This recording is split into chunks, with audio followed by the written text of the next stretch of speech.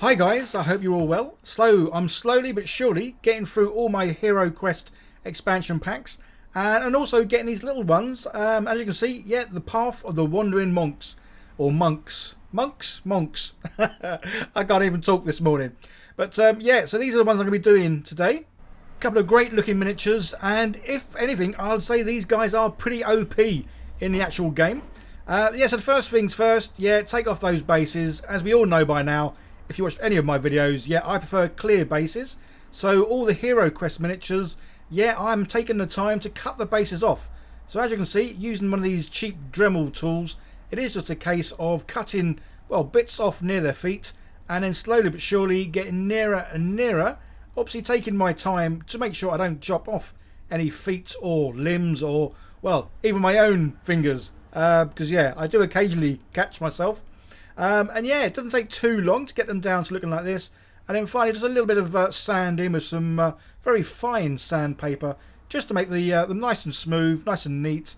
And yeah, then ready to paint. And obviously later on in the video, I would be putting these on some clear bases. So I've primed them in black, dry brushed with white, got to this stage. Going to paint these together, even though they are obviously a little bit different. So going to get all the paints out that I'm going to need for everything. And yeah, good old Green Stuff World dipping inks. And as you can see, first thing I normally do when I get new paints, and that is I paint the lids, just so I can see exactly what it's going to come out like. As with these, well, all the HeroQuest miniatures, I am painting them all in the same colours as their cards. Two reasons really. One, it makes it a lot easier for me to not have to think about what colours to paint them, because I am just literally copying the cards. And two, I just like the idea of when we play this game, you're using the card, so yeah, it makes more sense for me to have the miniatures looking exactly like they do on the card. But obviously we're each their own, so yeah, you go mad, paint yours however you like. I say for me, yeah, and I say it is just easier knowing or copying something, because sometimes, yeah, that is the biggest dilemma I have. I don't know about you guys, but yeah, what choice of paints to use, especially nowadays when there's so many different colours available. Yeah, often spoilt for choice. As I'm sure when I first painted miniatures, well, way back in the early 80s, when I first played D&D back in 83, yeah, there weren't many colours available to use then. They would have been bog standard browns, reds, greens and whatever else. But nowadays, yeah, a multitude of colours, which is just awesome. So hopefully these guides will help you into sort of, if you want to paint your miniatures exactly like they are on the cards. Obviously, I will, as you just saw there, I hold up the paint on each colour. So you may need to pause it just so you can see which ones I am using. And if you do use the dipping inks, yeah, links down below to them, guys. I don't have an affiliate with them. I don't have any discount codes, well, at the moment. I am trying to sort of see if I can get something with them, just to sort of make things easier.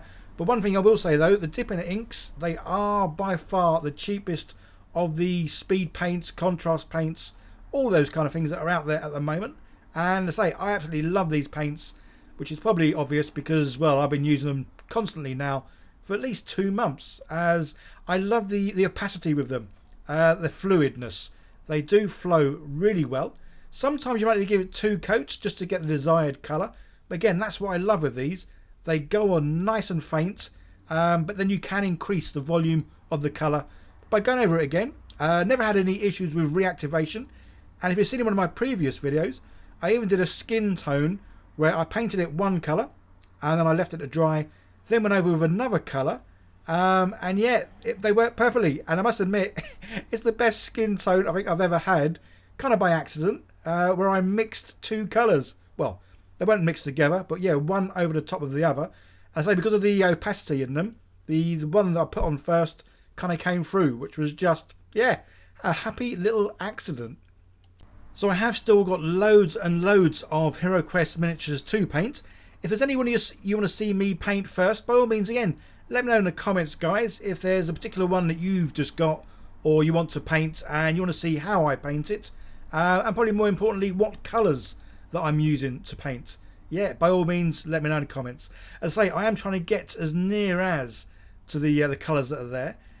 Sometimes I can't get exactly near, although again, something I've never done before, which I have just started doing, and that's mixing the dipping inks, as in mixing 2 colours to get a whole new colour or a variation on a colour. So again, dipping inks, yeah, you can mix them, match them, paint over them, yeah, great stuff. And the other thing I really like about the dipping inks, even though they go on really wet, I mean, I know most paint goes on wet, but these seem to go on even wetter. They still dry really quick, which is great. So I was just painting 2 this time. And so if you've seen in the previous videos where I paint some kill teams, generally 6-man kill teams, it's great to do batch painting because by the time you've got round all of them, back to the first one, it's completely dry. Even just painting these 2, it almost was a case of doing a bit of one, then going on to the other one, doing a bit, then I could go back to the other one. So that's why, apologies that I am flicking between both the monks. God, I can't seem to say it. Although the more I say it, the more it sounds weird. It's a monk. Monk? Yeah. Anyway, you know what these are. So I've already used these in a few campaigns. And I'll say, I do find these quite overpowered. They seem to have a lot of good abilities, be able to get out of a lot of situations, and yeah, they are definitely some hardy characters. So the other miniatures that I have got to paint, which I haven't done many of so far, and that's from Zombicide. Again, if you've been following my channel for a while, you will know I get hooked on games, which is why I tend to only stick to sort of 1 or 2 games, and that's kind of why I did a lot with Kill Team for quite some time. Then I got back into D&D, so obviously doing a whole variety of D&D sort of stuff. And then, yeah, someone mentioned HeroQuest. I went nuts, and I have now brought every single sort of quest pack add-on. But I'm also going a bit mad for Zombicide. I've not played it yet, but I've got a couple of the big boxes. So yeah, a whole load more miniatures. So dare I say this, but guys, if there's any sort of games you play or know of that use obviously miniatures that you can build or paint, yeah, let me know, because, well, I'm loving trying out some new games. And I say I've got some mates that are willing to play some new games as well, which is great. So yeah, let me know what to play next. So their skin tone, whilst it wasn't too bad, I want to sort of brighten a few areas up. So yeah, just mixing a bit of skin tone here with some water, just to help make it look more translucent. Yeah, let's just highlight a few areas. So I'm not going to go too mad, he says, as he puts quite large bits on. And there's a case of putting some water on my brush to try and feather that skin out. Otherwise, I'm just going to basically coat the whole thing in this. Again, highlighting something I always seem to say is something I never do much of, but I do need to keep trying it. I think the problem I have is because I have got so many miniatures, and this is why I love the slapchop method, because you really can get your miniatures painted, tabletop ready in no time at all. And I'm always saying that eventually I might go back over some of my miniatures that I pre-painted and do some highlights. Problem is I never seem to have the time because I get more miniatures. So that's them all done, and didn't take long at all. And then yeah, good old clear bases. These are by Fluid 3D Workshop. Again, I'm going to try not to mention every time I use something because, well, I mention it every time. Yeah, links down below, guys, to everything I kind of use. Some of it are affiliate links, some aren't. But yeah, by all means, go down there, click on what I use, and maybe use it yourself.